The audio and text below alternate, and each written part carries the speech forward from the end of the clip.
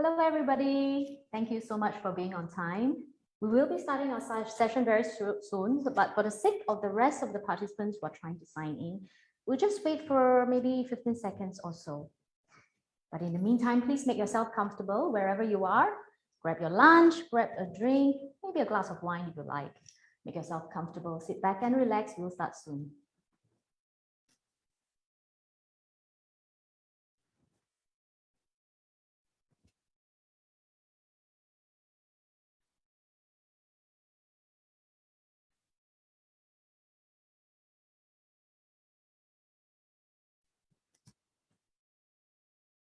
Just a couple more seconds to go. We can see more people joining in.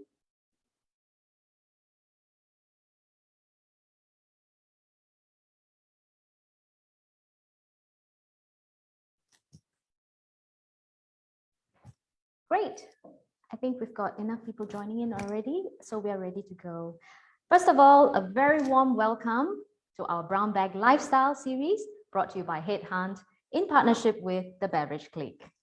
Here, broadcasting live at the training studio at TBC, we have with us Mr. Daniel Brian Neo, Principal Consultant of Learning and Development here at TBC. So Daniel will be sharing with us on the topic of something to whine about. Before I pass the time to Daniel, please note that there is a Q&A function at the bottom of the screen. Please feel free to type in your questions at any time, and Daniel will be happy to address them at the end of his presentation. Please also note that we will be conducting our feedback poll at the end of the session, so please stay with us throughout. Without further ado, I'll now pass the time to Daniel. Daniel, welcome. Hi. Okay, thank you. Thank you, Tammy. I'm still pretty amazed by how calm and collected Tammy looks in front of the camera. For me, I'm still trying to find out where I should look when I'm standing in front of the camera. But that shall not stop me from sharing the content that we have prepared for you today exclusively from the Beverage Clique together with a consultation with Headhunt. Simply because we want to make this as interesting, as beneficial as we can for you as well, not forgetting the educational part of it. Simply because this is during the festive season and we want to bring something useful during your gathering when you are having that glass of wine with your friends. So without, I think before we start, right, for those who have an opportunity to do a presentation in front of a camera, you will realize that it's going to be quite challenging. And I'm still getting used to facing a camera. So I would really appreciate if the audiences that's online at the moment to give me a shout out in terms of like an emoji that you send out or like a text in the chat box. That will really give me the encouragement and the energy to continue this session so that we can make it as fun as we can for you. All right. So without further ado, we shall continue with the slide. As we can see from the slide, our session today is called Something to Whine About. So don't have to be too formal about it. It's really a bit of a casual sharing of wines. And if you can, since it's lunchtime, thank you so much for using your lunchtime to spend with us. You can grab yourself a glass of wine as you listen through the content of this 1 hour. So I am, as mentioned by Tammy, my name is Daniel and I'm representing the Beverage Clique. I shall not bore you too much about my qualifications. Suffice to say, I'm very blessed and privileged that I have been able to share about wines for the past 10 years, solely because I started off enjoying a glass of wine. And now my sole purpose is also to spread that joy to other people and to start them off in their journey in wines. So let's continue. Okay, so for today, as mentioned, this content is specially created for the audiences this afternoon. And it's going to be in 3 parts. And we tailor it so that as we know the festive season is actually coming up, so we want to offer you something useful when you meet up with your friends and you have that glass of wine. I'm sure some of us, we have encountered there's that one very knowledgeable friend that's always talking about wines, and everyone is so wowed by him or her about his wine knowledge. So today we are hoping to share some tips and recommendations to make you sound as professional as that person. If not, at least you'll be able to have a decent conversation about wine. Yes, I've seen some people commenting on the chat group. Yes, thank you for your comments and your emoticons. Keep it coming. Don't be shy. I'll be very encouraged to see them on the chat as we continue talking about this. Yes, back to the content. There'll be 3 parts to the content. So if during the festive season we are invited to a party and then we want to talk about wines, it's always good to have a conversation starter. So the first segments are called Mythbusters, where we will have a series of 10 wine statements, and then we will discuss whether these wine statements are true or bust. Next, we would be sharing how we can smartly choose a bottle of wine to the party that you have been invited to. Last but not least, the third part will be tasting of the wine, when we'll be able to describe the wine that you're tasting like a pro. So for the first part, which is called Wine Busters, we will use the poll function of the Zoom, whereby we will share the first wine statement, and you will have about 10 seconds to form the opinion whether it is true or false. And then we will sort of reveal to see how many people decided it's true, how many decided it's false, and then we will review whether it is a myth or a truth. Okay, so let's start with the first one.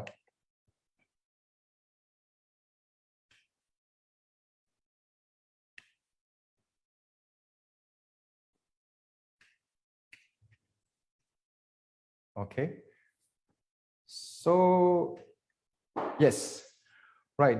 This is a common questions that I always get from our learners when we conduct class in the Beverage Clique. So does wine always get better with age? So this is not academic discourse, just go with the flow of it. Well, the first instinct that comes to mind, just click on it if it's a truth or a false, whether you agree whether wine always gets better with age. Okay, so we'll just have a couple of seconds more for people to enter their response. And then we have, yes, it is shown that more people do agree that wine always gets better with age. So do you think it's a truth or a bust? Let's see.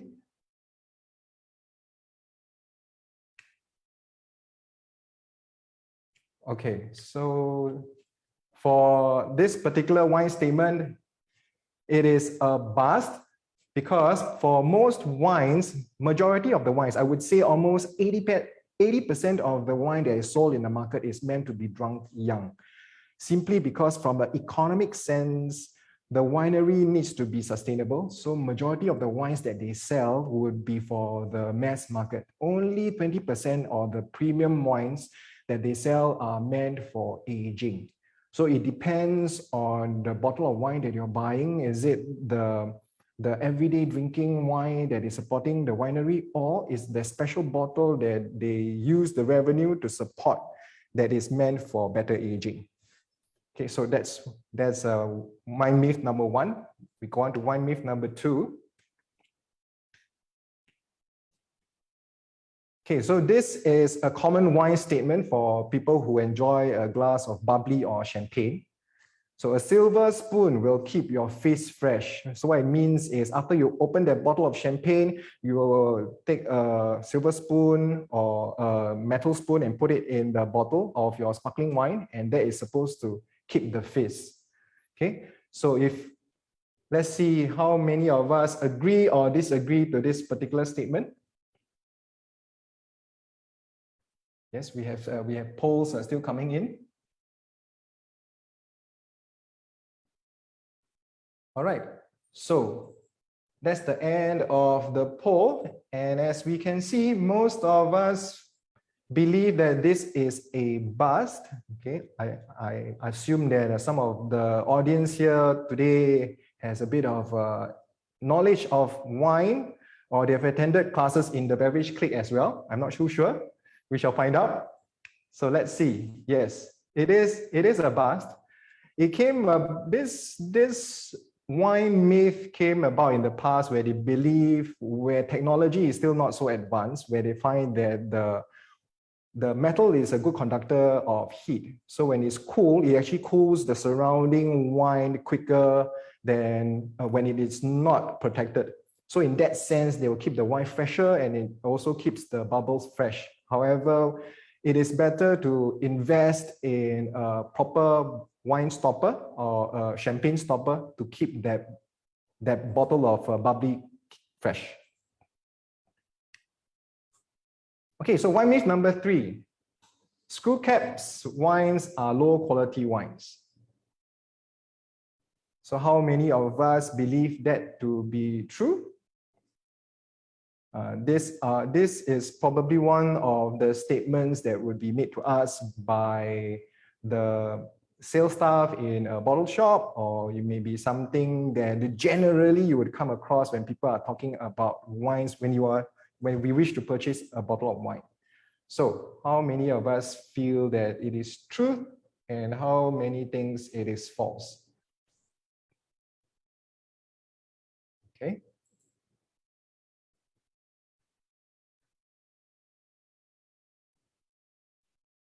Right? While waiting for... Yes, so the result is out. Majority of us believe that screw cap wines are low quality is false. And if you say that it is false, you are correct.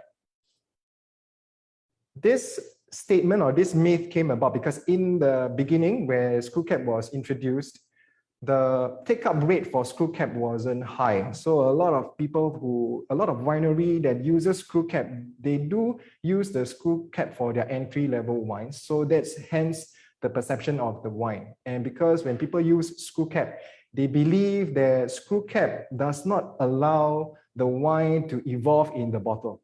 However, due to technology, screw cap nowadays is so advanced that you could even control the amount of air that goes in the bottle of wine, allowing it to evolve like a premium bottle.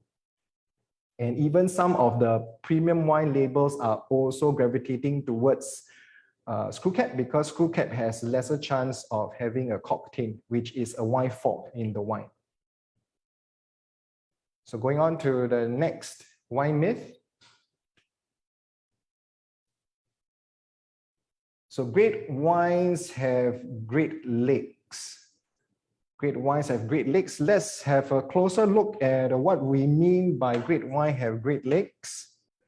So if we can look at the camera in front of you, we have 2 glasses of wine here. One is white wine and one is red wine.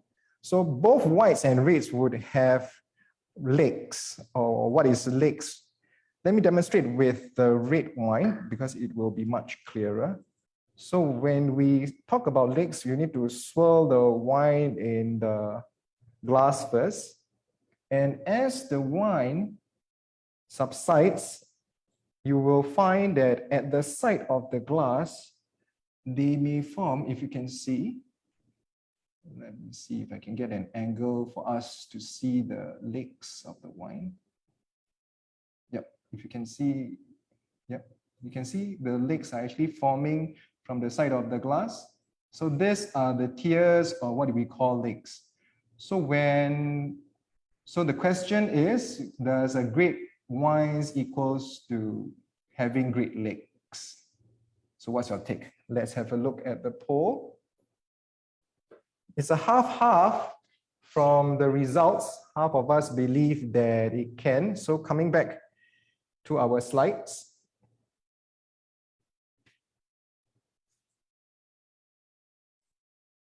Yes, so great wines having great legs is a bust, simply because the wine is not an indicator of the quality of the wine that's in the bottle. It actually tells is indication of how the alcohol is interacting with the glass. So when you have great lakes or well-defined lakes that comes down slowly, it's an indication that the alcohol level is higher and is not a true indication of the quality of the wine. Okay, so hopefully you have a better understanding of that, which leads us to our next wine statement. Expensive wines are better wines. I'm sure many of us have heard that as well. So how many of us agree to that? Expensive wines are better wines. Yes, the poll, the responses are coming in fast and furious.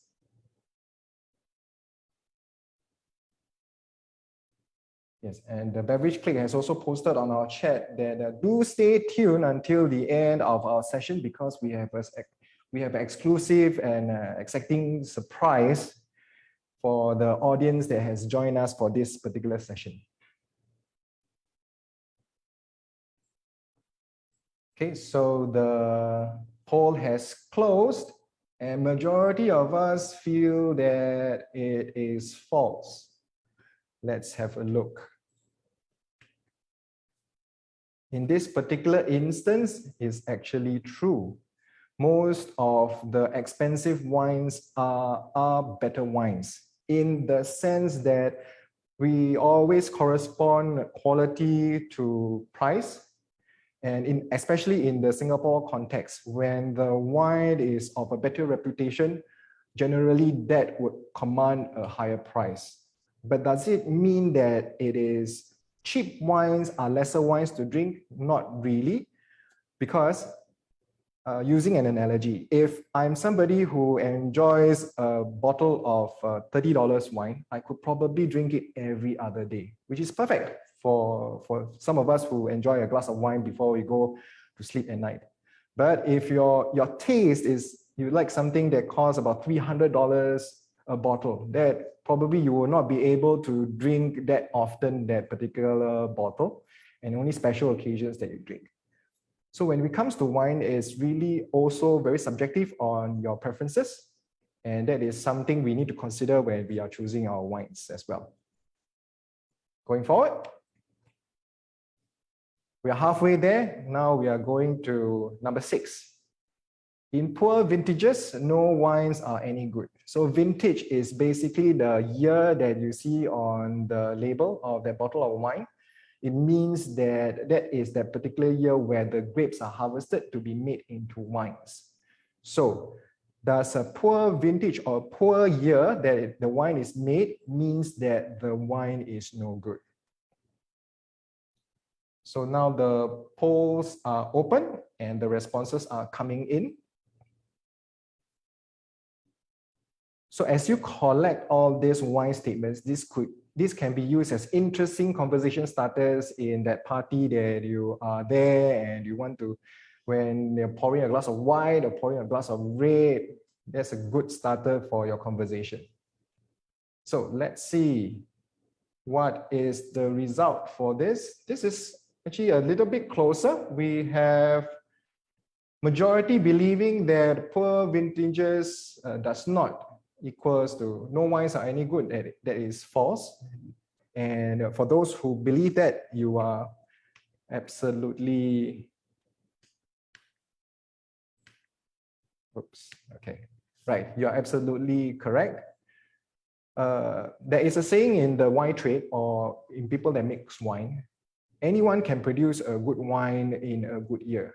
However, when in a year that is not as good, that's when we are talking about where the weather is affecting the grape harvest, the quality of the grape they harvest may not be considered as good, but they can still make wines. Then it comes down to the ability of the winemaker to produce the wine.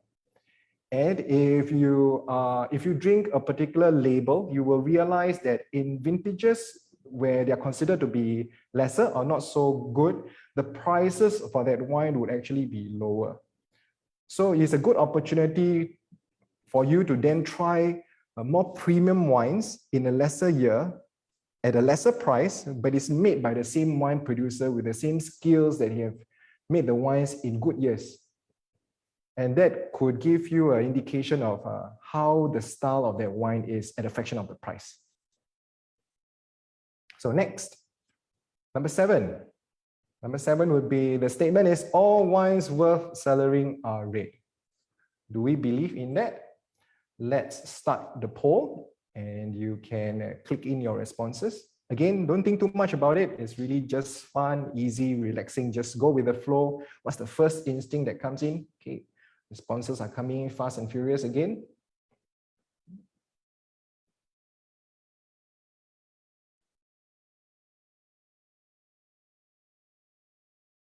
All right, so we have. So let's see what's the result for this particular wine statement. Okay, majority of us says that it is false. And if you did say that, that would be correct, right? Most of the time, we would think that white wines are meant to be drunk young and early. So most collectors may not choose to cellar their wines. However, there are wines that are white that has been kept for many years and they offer very different sensation, both in terms of their flavors or in terms of their aromas that you would not be able to experience if you had drunk the wine too young. Good examples are your white Burgundies or your German Rieslings and even your Bordeaux whites, the sweet type from Sauternes. These are wines after 10, 15, 20 years, they exhibit totally different flavors and aromas. There's just a joy to enjoy. Okay, so let's go on to number 8. So this is very important for those of us during this festive season. You're drinking 1, 2. If everybody in the party brings a bottle, at the moment it's 5. We never know. Closer to the festive date, we may open to more people that can gather. And you have 5 that can cause hangovers. And don't know how many of us have heard that sulfite actually causes hangover. So the poll is open. And people are coming in with their response. It seems to be a close fight. Just a couple of seconds more, close the poll, and we will see. Wow, it seems like it's a dead even between people who believe sulfite would cause hangovers and those who believe that it doesn't. So who do we think is right? Let's see. Right, so for the sulfites causing hangovers, that is a bastard. Because for sulfites, basically, most winery, almost 95% of winery use sulfur, a bit of sulfur in the wine production because it acts as a preservative. It kills the bacteria, it makes it safer for us to drink. So when we use sulfur, only a small percentage of people have some sensitivity to sulfur. So barring those people who are sensitive to sulfur, sulfur doesn't really cause us to have hangover. It is the alcohol that we have consumed that dehydrates us over the course of our drinking session that causes the hangover the next day. So sulfite itself does not really cause hangovers. So having settled that, let's go on to number 9. Yes. This is one of the more common wine statements that I've heard from our learners as well, especially when we're pouring wine in classes. They would bring up this statement like a wine pund means is a better quality wine. So the wine pund doesn't just mean the pund. So if we can have a closer look at what we mean by pund.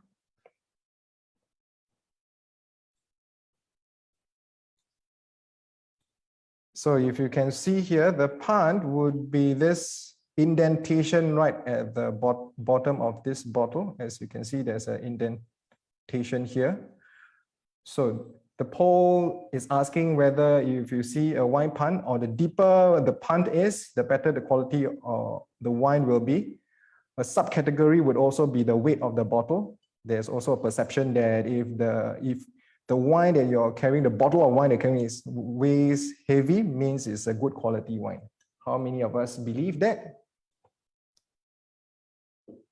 Let's have a look at the let's have a look at the poll and see how did the result come out. So majority of us feel that for a punt, it is not an indicator of a quality wine. Let's have a look. Yes. So it is busted for the wine. The bottle doesn't, the punt will not, it's not an indication of whether the bottle is good or not. It's actually the content that is inside. But before we look at even the content, right, allow me to just share from, it's okay, from the, if you can see, we have the 3 bottles in front of us. So most bottles come in these 3 sizes. The first one that we see on your left would be the Burgundy bottle, where they have this sloping shoulder. So this sloping shoulder usually are meant for wines that is a little bit more, has a little bit more elegance, a little bit more finesse. After which, the second bottle that you see in the middle here, this is known as the Bordeaux bottle. The Bordeaux bottle has a more short and stout shoulder, which is indicative of some of the wineries would use wines that are more masculine to be in this bottle. So when we purchase wine, we could also base this as a consideration. Not all the time, but generally it stands true. The third bottle would be this. This would be what is known as a a Riesling flute bottle. It comes in this shape. And this is the particular one that busts the myth, because all Riesling bottles, as you can see, does not have a punt. Okay, so does not have a punt.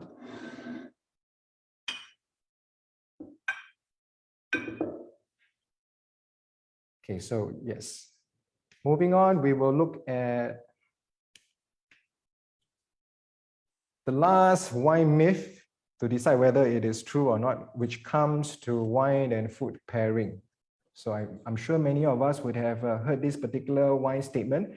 As the poll is open, please tell us if you agree or disagree about this statement that white wine for white meat and red wine for red meat. Especially during this festive season where there may be a lot of food that is involved and you're invited to your friend's place, you might want to bring a bottle of wine to pair with the food that is being featured for that particular evening. Could this be a consideration? Do we believe that this is true? Let's have a look at the result. Okay, and the result is in. So it is still quite close. Most of us, a slight majority, believe that this statement is correct. So let's reveal and see whether, yes. So for those who say that this is correct, you are half right, simply because generally this statement stands true. When we want to do a general pairing for your dishes, white wine does go with white meat and red wine goes with red meat. However, if we just stay with this principle, right, we are missing out on a lot of opportunities to experiment and get new surprises when we pair white wine with red meat or even a red wine with white meat. For example, a light Burgundy or light Pinot Noir may go well with a roast chicken. Likewise, a glass of Chardonnay may also go with the Chinese roast meat or the sioba that we call it. So during this festive season, when you're having your meal with your wines, experiment and see what kind of surprises. Don't be limited by this saying that white wine, white meat, red wine, red meat, right? So this would be a compilation of the 10 wine statements that you can use as conversation starters in your gathering during this festive season.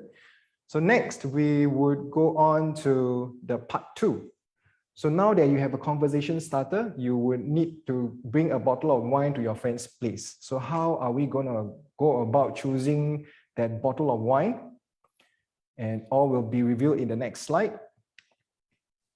Yes, so this is the 63 steps that you have to go through in order to choose that bottle of wine.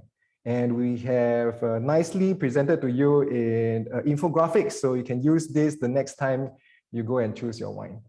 Okay, I think you're having more question marks right now. You're supposed to give me tips, not making more confusing. Okay, we do apologize. But most of the time when we go to a bottle shop to select wines, in our mind, probably our mind looks like that infographics. There's about 100 questions that's going about our mind. Which bottle of wine is suitable to be brought for tasting? So we have tried to streamline these 63 steps into more manageable 8 steps that we will be sharing on how you can choose a wine for the occasion based on what is available in the store. So let's go. Okay, so first and foremost is you need to know thyself. You need to know what you like and what you do not like. Then you can be clear as to what you would, what appeals to you. Similarly, you can use that same token with your friends. When you drink with your friends, also take note of what their preferences is. That would help you when you decide on which wine you need to buy. To help you in that, we would always recommend to our learners in class to keep a journal. Whenever you're drinking wine, keep a journal, take note of the wine that you have drunk, put down the vintage, the name of the wine, whatever information, technical information that you can discern from the label into that journal. And then after that, as your journal starts to grow, that is where you become more familiar with what you like. For those of us who wants to save trees, so you don't want to use the paper, the hard copy one, there are also many apps out there that can be used to facilitate this function. Okay, next would be the variety and region. When you know which wine that you like, you would be able to then, when you know which wine that you like, you'll be better able to decide what are the variety that goes into that particular wine. When you take note of that, you could then explore the same variety coming from different places. Or it can be reversed. You may like a particular area and they have a variety of grapes. So you can go by the region and then explore the different varieties that's available from that particular region. So when we do your choosing, you can choose a variety and region. And this would also, these tips that we are giving are also things that you will be able to tell from the label when you're looking at that bottle, rather than being confused by the myriad of bottles that are in the bottle shop.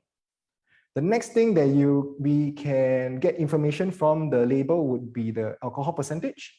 So the alcohol percentage does tell us a little bit about the style of the wine. So if you have a lower alcohol percentage wine, anything less than 12, it will be a more light-bodied wine. But if anything 13 and above, it will be a more full-bodied wine. And there's a high chance when the alcohol level is less than 11, the wine would be actually sweet. So you could just even use alcohol percentage as an indicator when you want to choose that bottle of wine the next time. So number 4 would be vintage. As I mentioned, different vintages, harvested grapes would result in a different quality of wine that is being bottled. That would need some more in-depth knowledge about wines. People do this through reading through magazines or online. Ask Mr. Google most of the time now with technology so advanced. However, for most of us who do not subscribe to magazines or access to websites that share about whether the vintages are good or not, go with a younger vintage. For example, if you're choosing white wines, you should stick with the 3-year rule. Any wines that's less than 3 years would be suitable for white, and for your reds is 3 to 5 years. That would be a good gauge if you like to buy as a normal wine that you will bring for a party. So number 5 would be ask for help. Whose help are we asking from? We can ask from the sales staff. A lot of us choose not to buy our wines from bottle shops simply because it can be quite intimidating when we step into the bottle shop, because there's such a wide variety that you don't know what to choose from. And when the service staff comes and asks you, we don't want to come across as not knowing what we want, and that's why we choose to avoid, and we will go to supermarket and buy the wines that we would want to bring to a party. However, you lose out on the opportunity to engage in the sales staff. Nowadays, our sales staff in the bottle shops, they are very well educated. They're knowledgeable about the wines that they carry. So take the opportunity to talk with them. And more often than not, if you like wine from a particular bottle shop, stay with that bottle shop, because there's a very high likelihood that the other wines that they bring in would also suit your palate. So then not only do you create familiarity with that, it actually also builds your wine knowledge. 6 would be using of technology, as mentioned, not just for journaling. You could also use technology to assist you in your tasting as well. For example, some of the more common apps that people use and know about wines would be Vivino, or they will use wine searches when they want to purchase a bottle of wine. They would indicate some of the tasting notes that is posted by the users. So that's a good guide when we want to do that. As mentioned, there's also Googling that you can Google, or there are digital reading material that can be subscribed to. One of two popular ones would be a Decanter or Wine Spectator. So these are the two popular wine magazines that showcases what are the upcoming trends of wines that might interest you, that you would like to try. Number 7 would be experiment and explore. When we talk about experimenting, we refer more to the variety.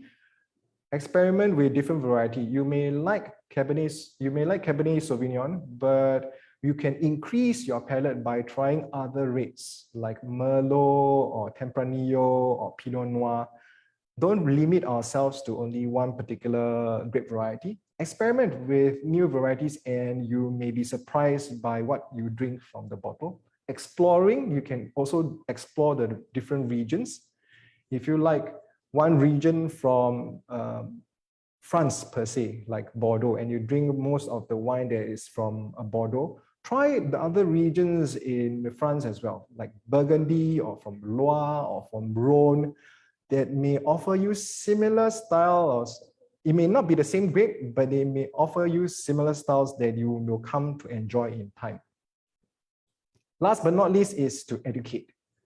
Like what we are trying to do today is to bring a bit of the education component into this session. You can find out more about wines through the different courses. You can attend courses to find out more about wines. That would really help a lot as well. So this will be our 8 tips for us to choose a bottle of wine on your next gathering for this festive season. Number 3, part 3 would be, now that you have your conversation starters, you bought the bottle of wine from the tips that we have given you. Now you're at the party and the party has started, the conversation has gone well. Now actual tasting of the wine. So it's all about the 3 S and how we're gonna share with you how you can seemingly taste like a pro when you're having that glass in your hand. Okay, so this is the color scheme for the whites and the reds that is being shown on the slide. The top one would be for the red and the bottom one would be for the whites. Okay, this requires us to do a little bit of art here by blending the colors to get what you see in the glass. So if we can have a closer look at the wine glass now. Okay, So this is how we will normally do our tasting for wines. We use what is known as an ISO glass. Okay, the ISO glass looks like this. They will have a balloon and it tapers up, and this glass usually holds about 215 milliliters of wine. It is much smaller than the wine glasses that we would use or you would find in a restaurant or at a home. But this is the perfect size when you want to have a drink. And for the amount that you pour, for a tasting portion, it will be about this. This amount is about 30 to 50 milliliters in the glass. And to correctly assess the color, we will normally require a white background and white lights. Holding your glass at a 45-degree angle against the white backdrop, looking down at the core of the glass. That would be able to, then you'll be able to discern the color. It works the same for the red as well as for the white. So coming back to the slide, we will then share with you what are the differences.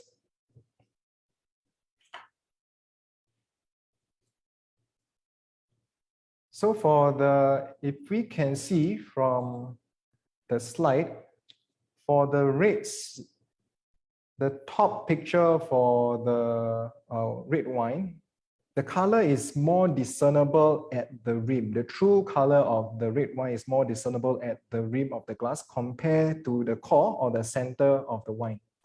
Simply because the color is very concentrated or intense in the center. So when you're looking at the center, most of the time it looks opaque and you can't really tell what the color is. So when it's more fanned out, when you're doing a 45-degree, look at the rim, that is where you'll be able to more correctly tell the color. However, for the white, it will be the opposite. If you can look at the picture at the bottom, you will see that for the white, when you look at the rim, it's almost colorless or watery. The center portion is where you can clearly see the color of the wine. So the color spectrum goes for the whites go from green, yellow, orange, brown, and it will be a mixture. And most of the time they will name these colors like a yellow, gold, or amber. 90% of our wines fall under the yellow and the gold spectrum. Only the last 10% it will be amber. So for amber color, it reminds us like a glass of a whiskey, the color of a whiskey. But for the red wine, the colors mixture or the blend will range from the left to the right, the blue, red, orange, and brown. And this mixture is usually described as a purple, ruby, garnet, or tawny. Again, 90% of the wines fall under the purple, ruby, and garnet category. Only a small percentage, like 10-15%, actually falls under the tawny category, simply because tawny would only exhibit itself when the wine is kept for 10, 15 years or even more. Not many of us have the opportunity to taste wines that are aged for such a long period of time, or even if it's safe or good to drink. So that's for the color spectrum. So hopefully when we are drinking the wine, then that will allow you to comment about the wine. So how does commenting work? When the wines are younger, it will be on the left spectrum, both for the white and the red. And as the wine ages, it will move slowly to the right spectrum. How does that help when you are tasting a wine? It can tell you the age of the wine. One tip is, one usage for this, practical application for this would be, if you have a wine that is fairly young, for example, a white that is less than 3 years old that you have bought from the bottle shop, but is exhibiting amber color that you know that only come from wine that is 10 or 15 years, it may already raise a red flag that this might not be a good wine. And that can be confirmed when we nose or when we taste the wine. So just by looking at the wine, it can offer you insights to the wine. In addition to the lakes that we have covered during the the wine statements or during the Mythbusters. So that's about sight. The next S that we will be talking about would be for the smelling. So after we taste the wine, we would smell the wine. So when we are nosing the wine, which is commonly known as, we will most of us, what's the first thing that we will do when we nose the wine? There's a tendency for us to swirl the glass, right? I would normally suggest to my learners that when the first time it is poured for you, don't swirl first. Take a good whiff of the wine, because there are times certain aromas are very delicate. If you swirl it, the delicate aroma disappears. So you actually miss out on getting this unique aroma that will only be there when the wine is first poured. So after you get the first whiff of the wine, then you can swirl and introduce oxygen into the wine. That's where it opens up the wine. So what's the trick to swirling? How many of us have encountered when you swirl and you make a boo-boo? The wine actually comes out of the glass, and if it's a white tablecloth, oh dear, that's not gonna be nice, and it spills on yourself. You may have issue. If it's a red wine, you may have problem getting out from your attire. So the trick of swirling the glass like a pro is to put it on the table and swirl on the table. Because of the centrifugal force, we're going a bit science here. Because of the centrifugal force, when you swirl, the wine would not spill out of the glass. And in fact, you could actually swirl the wine and continue with the conversation. That would definitely make you look cool doing that. So once you introduce the air, take a good whiff. So don't be afraid of putting your nose right into the glass to smell. And then you can decide, and then you can comment on the aromas that you are detecting on the glass. So coming back to our slide, let's look at what kind of aromas are available in that glass when we are smelling it. So wine is made from grapes. So the first or the primary fruits aromas or flavors that we should detect would be the fruits. We can go back to using the color scheme as a guide when we are trying to describe what are the aromas and flavors that we are detecting. So for the white, can we remember what is the color for the whites? It's your green and your yellow, right? So for the green and yellow, what are associating fruits that you can think of when you think of green and yellow? Yes, you can actually, if you can come up with certain fruits, you can actually type it in the chat. Let me know what you think green fruits are and what do you think yellow fruits are. And then we can use this as a guide. Yes, we have, guava coming in. That's one of the tropical fruits that could be detected in a glass of wine. And also some other green fruits could be, because it's made from grapes, right? They may be green grapes or green apple. They may be pear. Yes, we're thinking on the same line. Lemon definitely is another one of the aromas that we can pick up when we are smelling that glass of wine in front of you. And for the red color, for the red wines, do you remember what are the two color schemes? We have the blue and the red. So in the similar context, use that to think of some of the fruits that you can think of.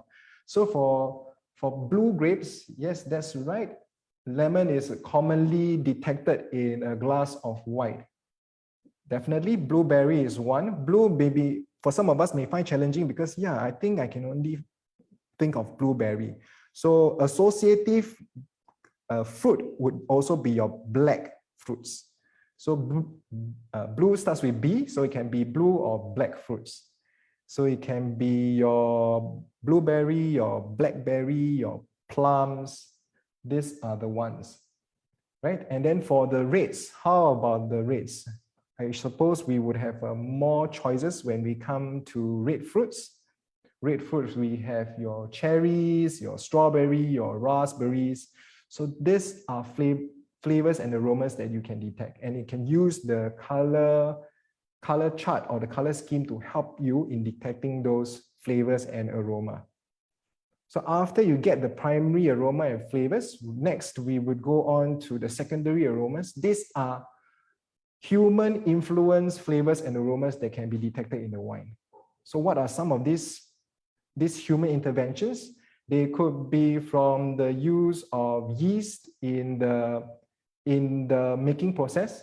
Yeast is what makes the alcohol when they digest the sugar in the grapes. So after they die off, and if they have a certain contact with the wine, they will impart certain flavors of like bread, toast, or even like dough when we taste it. And this is very evident when you have a glass of champagne. The next one would be buttery. Buttery and creamy textures of aromas and flavors is detected when they use a process called malolactic conversion. Yes, this is what happens when the malic acid, if you imagine biting on an unripe apple, it's very astringent, it causes a lot of sourness at the side of your tongue, and it's converted to a much softer acid known as the lactic acid. It's the same acid that you will find in a glass of milk that you drink, for example. And when they go through this process, they will impart flavors of butter and cream. Last but not least, most of us, when we drink red wine, you'll be able to detect wood or oak. That is when the wine is being matured or aged in the oak barrel. So that is where you get that oakiness or that vanilla that seems to be coming out from the wine. So unfortunately, there is no quick way of learning about the different flavors and aromas.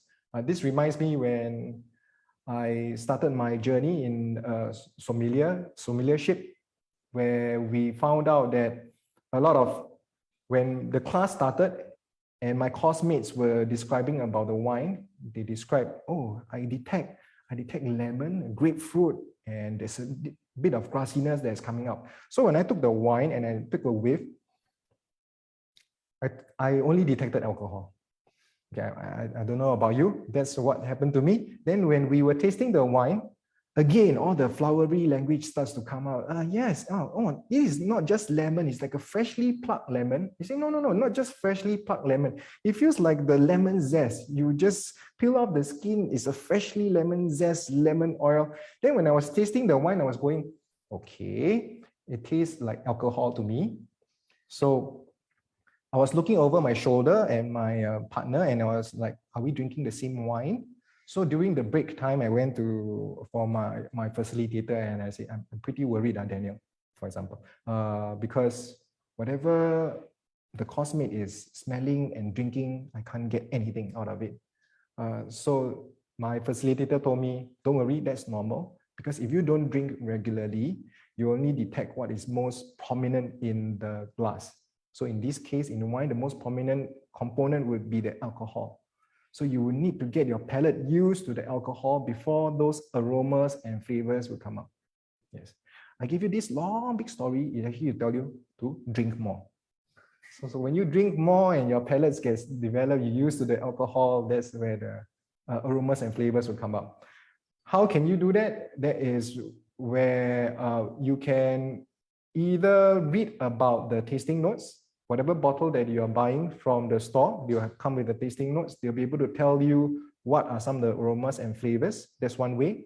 Two, you could drink with seasoned or experienced tasters.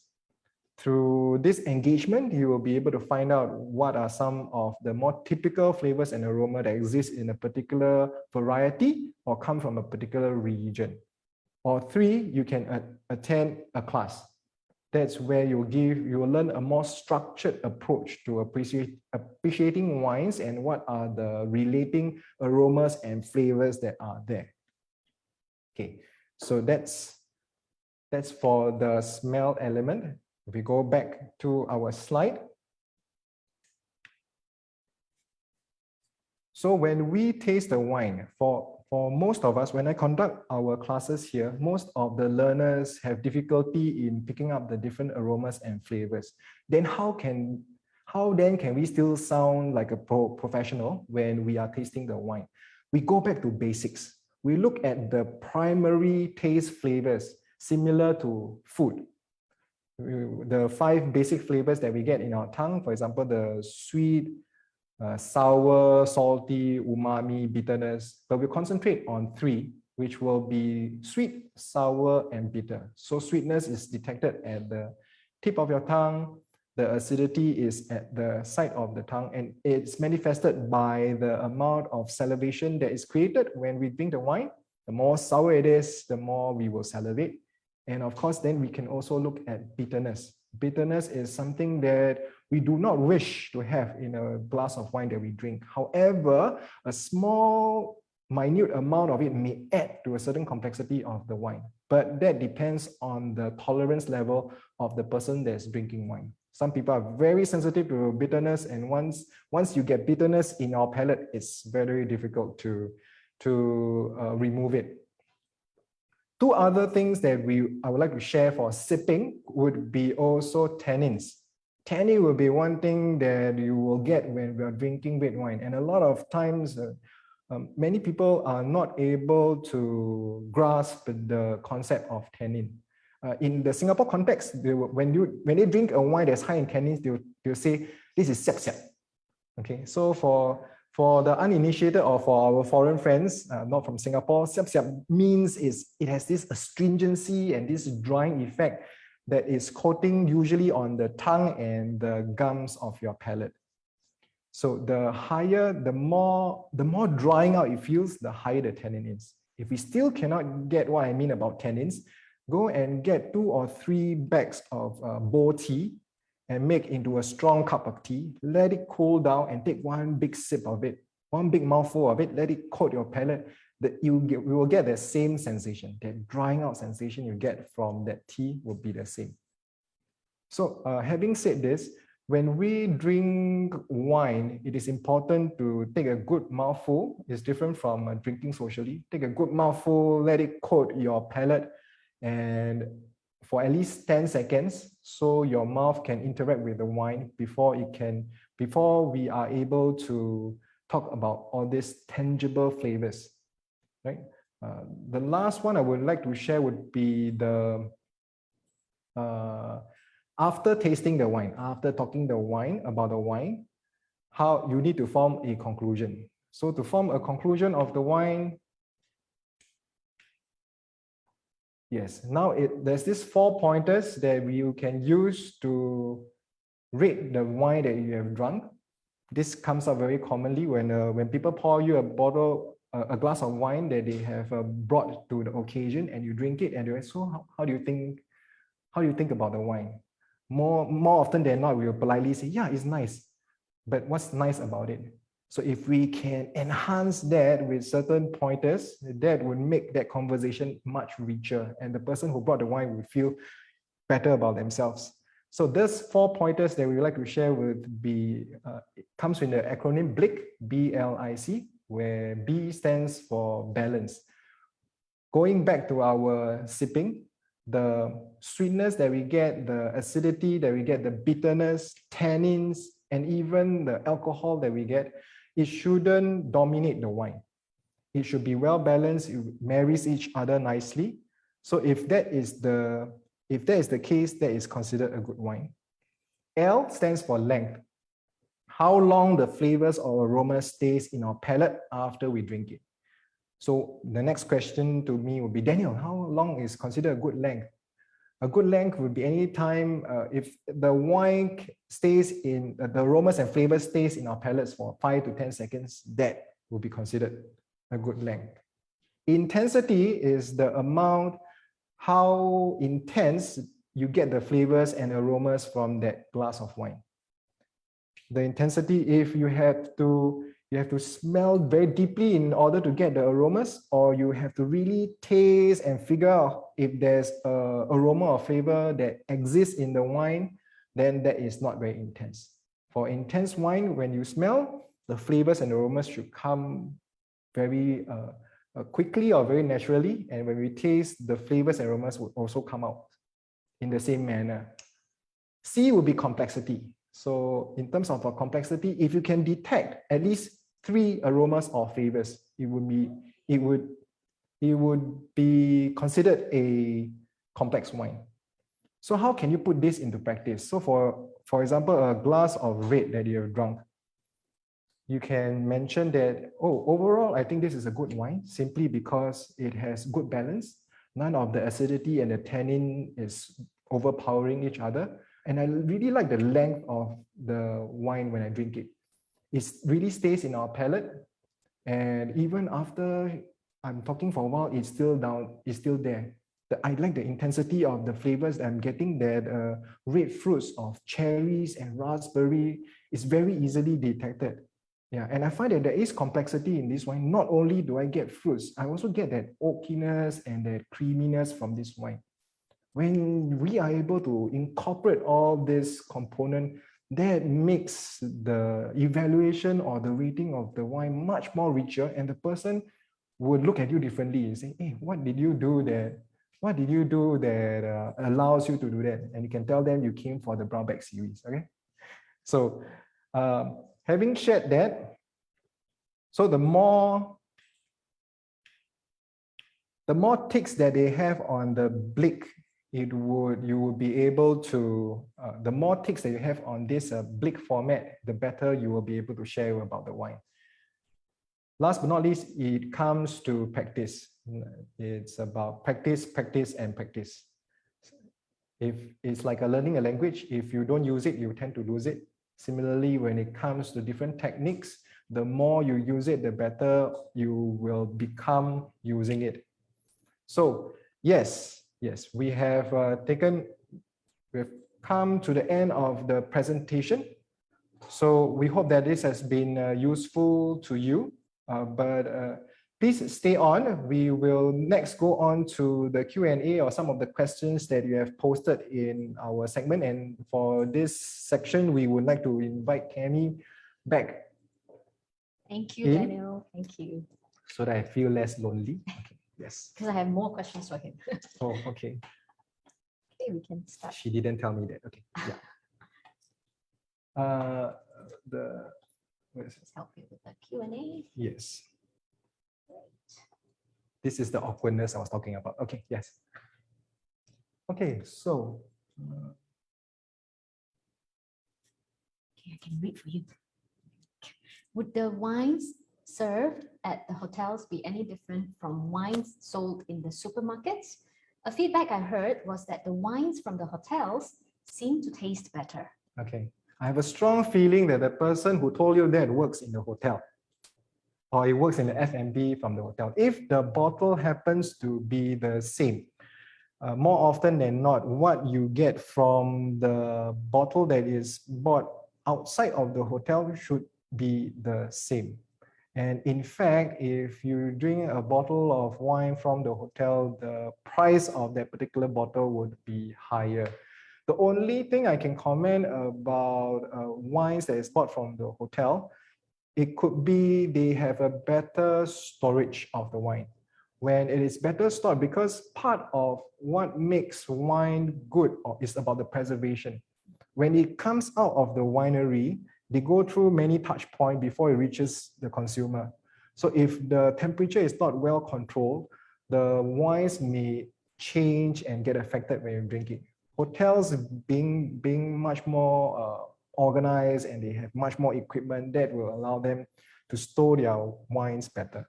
So speaking of storage, I'm not sure about you, but maybe most of us do not have the luxury of space in our homes to have a proper wine fridge. So what do you advise? If we like a certain wine and we want to keep more of it, or like a certain range of wines, so what is the best way to store wines? For when we don't have a wine fridge at home? Yes.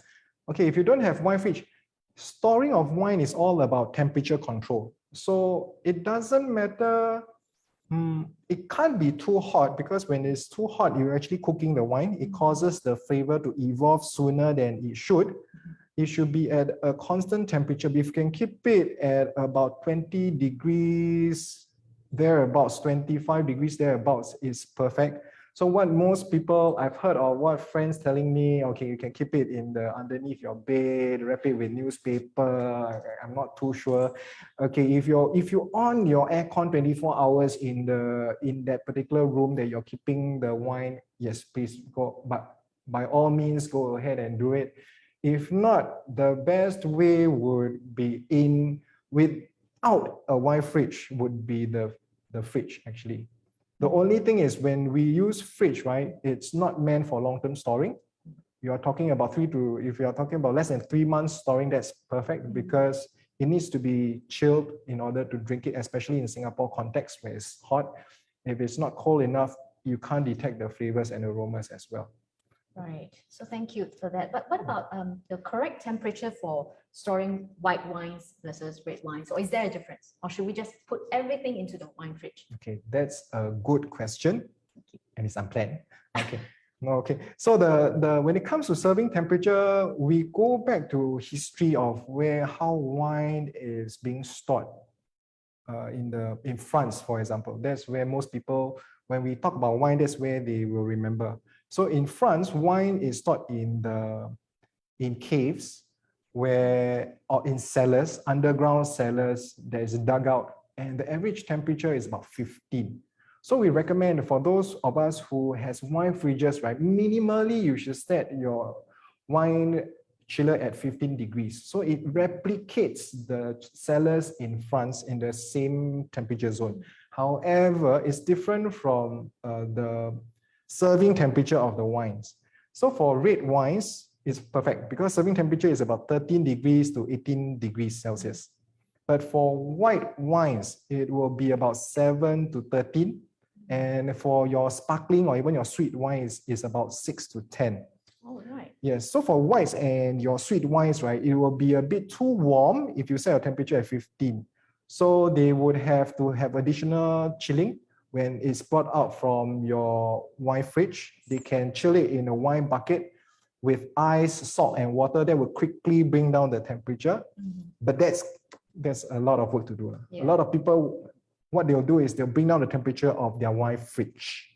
Oh, okay. So if you bring it down and you have it, and maybe some people even set it at 10, you'll be perfect to serve for your white wines. That's great. Yes.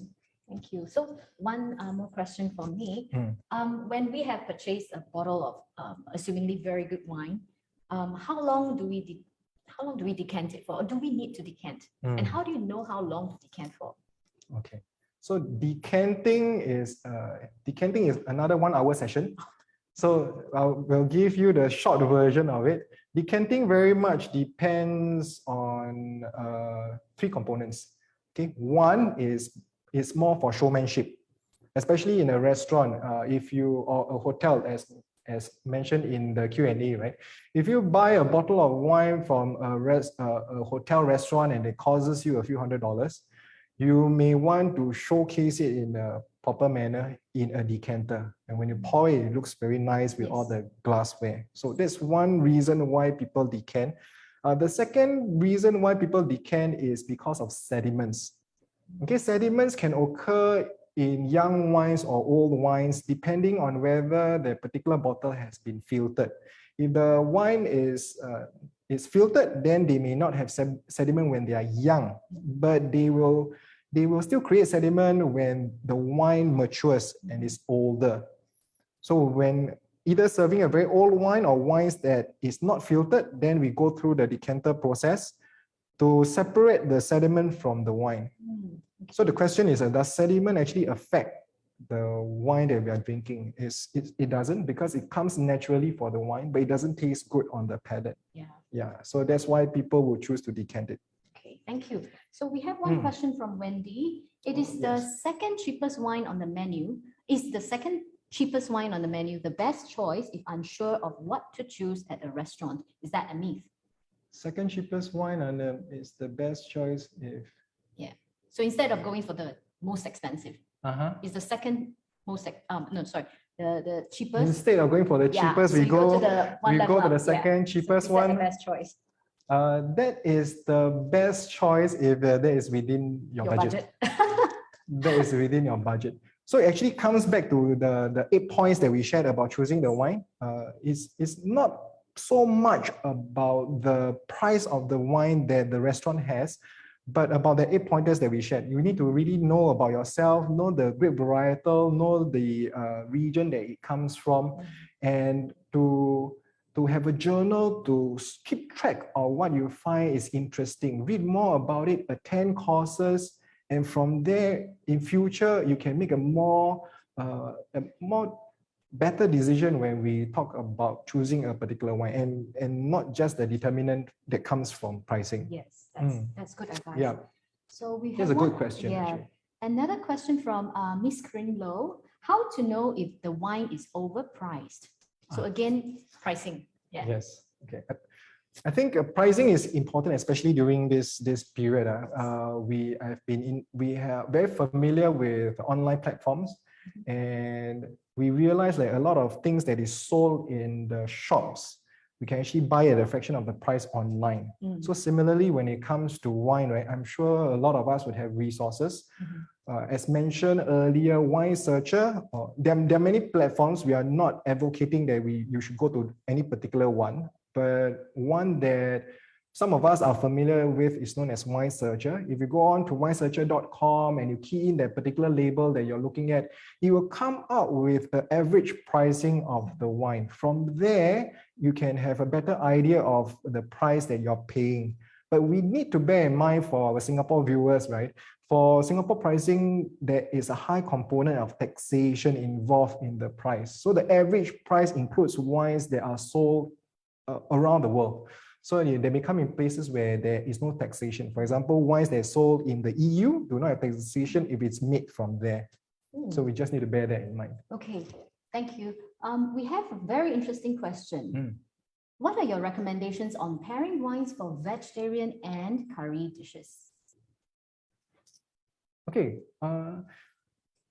wine and food pairing is more of an art than a science. There is no right or wrong way of pairing wine with food. As mentioned earlier in the wine myth, the myth buster, right? When we talk about white wine with white meat and red wine with red meat, it can similarly be applied to your vegetarian dishes. So white meat tends to be less intense or less flavorful compared to red meat. So when we want to pair vegetarian dishes, right, we can also use a similar concept. So if your vegetarian dish is lighter, then you can choose the white wines.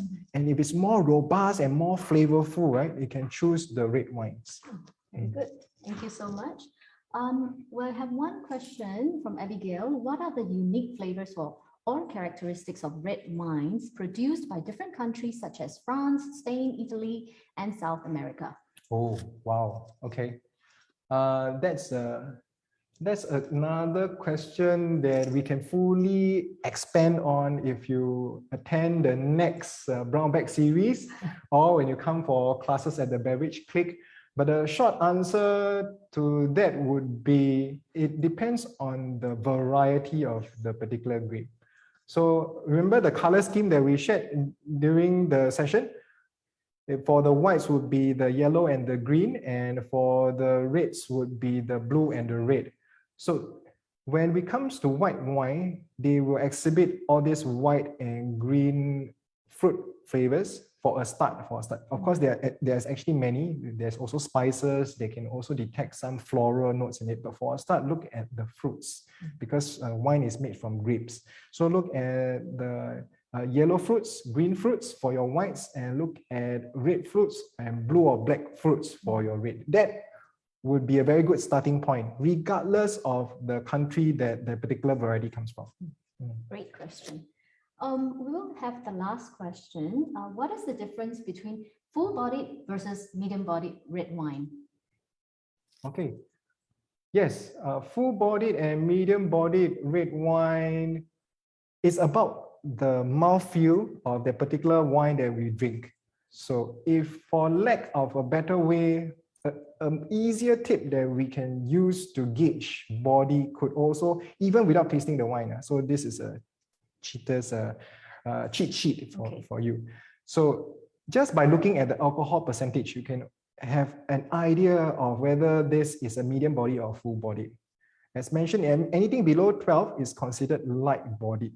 Mhm. So when you drink it, it will be much smoother. And if it's higher, 13, 14, some wines is even 15 or 16% alcohol, right? That would be a full bodied wine. Mhm. So if without drinking the wine, just looking at the alcohol, that can give you an indication. The second indication would be when you drink the wine, how the wine weighs on your palate. Medium bodied wine, we always like to use milk as an indicator. The skim milk, milk and cream. So between the question was medium and full bodied, right? So if it's medium and full bodied, the weight of the wine on your palate would feel more like milk and cream, the difference between milk and cream. Mhm. Simply because cream will be much heavier, denser, compared to be milk, which has that firmness, but it doesn't weigh heavily on your palate. Great. Mm. Thank you, Daniel. So that we will wrap up on the Q&A. So we hope that you have enjoyed this session. There's so many questions that we have left unanswered, but please feel free to contact Daniel directly using the slide here. You can see, you can take a snapshot of the QR code. And I understand that you have a special surprise. Yes, I think, I think I've been talking a little bit too much. That's what happens when you ask people who is passionate about wines to talk about wines. We can go on and on. But we know lunch is short. You only have that 1 hour to do lunch, so we will keep it succinct. If you like to know more about what was shared or expansion of the tasting, whatever we shared for the tasting of the wine, the smell, sip, and the rating of the wine, it's loosely based on the WSET, which is the top left icon that you see. It's loosely based on the courseware, and the Beverage Click actually offers a slew of other alcohol beverage related courses and even lifestyle series courses like cheese and tea, that if you are interested to find out, you could take a picture or snapshot of the QR code and you can find out more. And leading up to, yes, like what Tammy has mentioned, right? Because of this, we are very glad that Head Hunt is having myself and the Beverage Click here for this brown bag series, and talking about lifestyle. We have a special offer for the listeners, and the audience that's online today. Okay, so this is the surprise that Tammy was mentioning. For Head Hunt viewers and for those who have come online and stayed with us until now, for the first 10 people that signed up for courses with the Beverage Click, you will be able to receive a nice bottle of wine that we can actually bring. Yes, as we can see, yes. You'll be able to receive this, a nice bottle of wine, nice bottle of red that you'll be able to bring for your gathering this festive season. In addition, you will receive a double click coins. So for some of us, we were frowning and what do you mean by double click coins? So double click coin is the Beverage Click loyalty program, where these are coins that you can earn to offset purchases or redeem against a workshop or master classes that the Beverage Click would conduct for the public or the alumni, for learners who have graduated from the Beverage Click. Yes, so enough advertisement time. Thank you so much, Daniel. Yes. Thank you for all the goodies that you have brought to us, not just in knowledge, but also the nice promotions that we will be able to enjoy if you signed up. So with that, we would like to thank you, Daniel, and we would also invite you to participate in our feedback poll right now. If you've enjoyed this session and you would like to offer your feedback for Daniel and for us, please take the next few minutes to share with us your observations on the feedback poll. The feedback poll should be popping up on your screen, so just take a few moments. We appreciate your feedback.